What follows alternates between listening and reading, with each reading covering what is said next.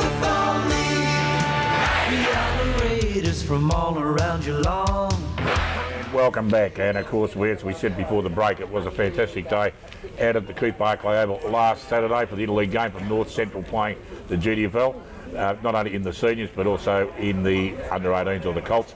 And the boys, well, not the boys here, but Dale Smith caught up with Mark McDowell, who's not only the coach of the Cryer Footy Club, the Devils, he's also coach of the under-18s, and he's also the director or the development coach for the GDFL Academy. So the bloke's got a few titles, don't worry about that. Here's Dale Smith with Mark now. Idea, I want to run a development squad for the GDFL, and my role at Waterworld, working in that sort of area. We decided to put some training sessions together, so I think it was about 14 or 15 sessions, something like that, where we recruited other coaches in, such as Gurge took a session with them, Adam Scrobble took a session, Ronald Watt from Geelong took them for a session. So we just exposed them to a lot of different coaches and new ideas. We took them on some fitness stuff. Got a session down at Geelong with Paul Hood and Matthew Knight, where they're going to go down there and they're going to, observe them doing a match review. So some really good insight for the boys. That was going to be my next question. I suppose the process now, they don't play another game now for the rest of the season, do they? It's not till next season, or do they come together again at a certain stage again, or where do they go from here? Yeah, well, just at the end of the game there, after, losing a few games at Corio, I said to Darren Bennett and Craig Benson, then I said, who do we play next week? This is good stuff, this. But, we'll finish off this year, and Steve just said to me today that apparently they're investigating the opportunity of maybe playing a side up in Darwin next year, so I'm not sure. It's only in its infancy at the moment, but they've got some things that they're looking forward to next year. You've coached senior football for a while now. You get a lot of going out of these kids, don't you? Oh, look, I've got to say, last Wednesday night when I took them for a training session, they were just brilliant because we were getting close to playing a game. You could see them really getting up and about. And, I get a real big buzz out of coaching kids because they're so committed, all they're thinking about is football. They've got no other commitments, it's just football. And they're just a pleasure to work with.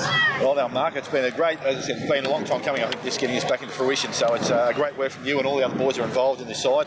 And I suppose the reward's there on the scoreboard for you today. So well done. Yeah, thanks very much, and thanks to GDFL for giving me the opportunity to have the experience of coaching. And welcome back, and of course a great interview there by Dale Smith with Mark McDowell, who does a great job for junior footy around Geelong. The big one though was at 2:10 last Saturday afternoon at the Coupe Barclay Oval, where the North Central's Footy League came down to the GDFL Raiders, the host of the day.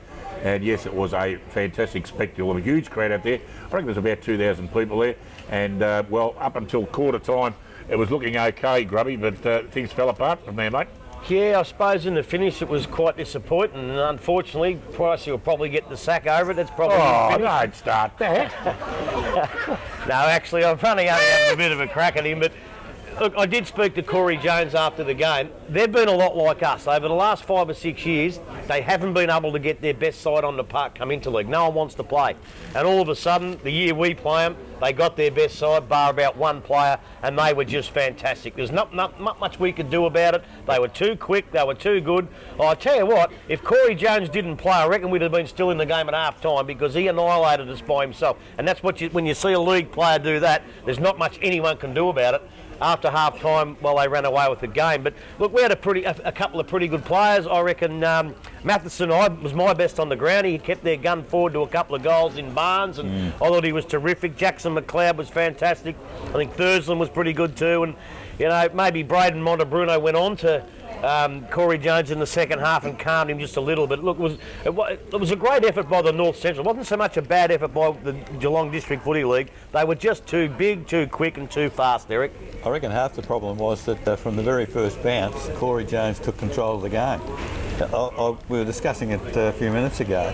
I reckon he got the first 6 clearances from the centre, which resulted in 4 or 5 goals, and they were that far in front halfway through the first quarter, North Central. We never looked like catching them, but to GDFL's credit, they did come back to be near enough to square at quarter time, and I thought we'd done a pretty good job to come back, but the Strange in the ruck. He gave them the first use of the ball. and then Jones at ground level. Not only did he kick 2 goals, but he took centre clearances early, and then when the game had to be steady, he bobbed up on the half-back line or someone and took a mark and steadied things down. Yeah, look, he was fantastic, and as I say, I think it was it Coatsworth or something like that? He was pretty good too. Yes. Look, they had a lot of good players, but as you said, Corey Jones was the mastermind. Too bad it was 2013. If it had been 1970 or something, we could have donged him and put him out the game, but obviously that's gone out of football, and you can't do that anymore, and they just couldn't catch him to do it anyway. And being Indigenous weekend was detrimental to us, I thought, because I've got to have a look at the name, Tunga Taylor, the forward pocket. And Munkara. 6 goals, and Munkara was half-back flank. Yeah. Very, very slightly built Aboriginal boys, but didn't... Tunga Taylor, every opportunity that came his way, he took it, and he was quick. I would have thought, apart from Corey Jones, he was probably my best player. Yeah, look, I still reckon he probably kicked 4 of those 5 or 6 goals in the last quarter and a bit when the game was pretty much over.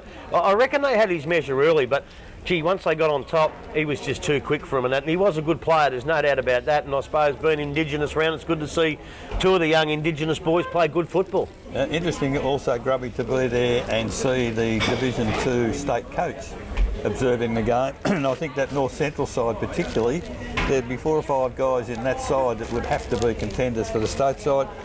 Matheson and Jackson McLeod, you've mentioned, they surely would be contenders from down here. Yeah, look, maybe. I'm not quite sure about that. Look, they were our best players, but I just think, though, I think you'd probably have about 8 North Central best players before you even think about putting in a... Look at this idiot. Before you start putting in a Geelong district, I don't think anyone will get picked from Geelong district, I really don't. And I reckon there's probably 2 or 3 from North Central that'll be really looked at. But you've got to have a look at all the other games too, I suppose. I'm going to suggest the name McLeod would be in their eyes, because Brett last year was a state player. He was best on the ground too, I think. And maybe Jackson McLeod might come under notice. He might be the only one that they could consider, because he could probably play both ends of the ground. Well, look, I hope so, because it'd be a great accolade for young Jackson if he did, but unfortunately they play on the same day. I don't think Thompson would be too happy, because they'd lose their best player. He was our best player when we last saw Thompson, so... And I think the thing we haven't spoken about, Grubby, pretty hard to be critical of Paul Price. You can only play with the cattle you got on the park, and unfortunately on the day, we weren't good enough on the day. We didn't have the runners, tried to close the game up, and to their great credit, North Central were a much better side on the day. Look, Pricey's done a magnificent job, really. I'm That's what you said before. probably just getting square with him now.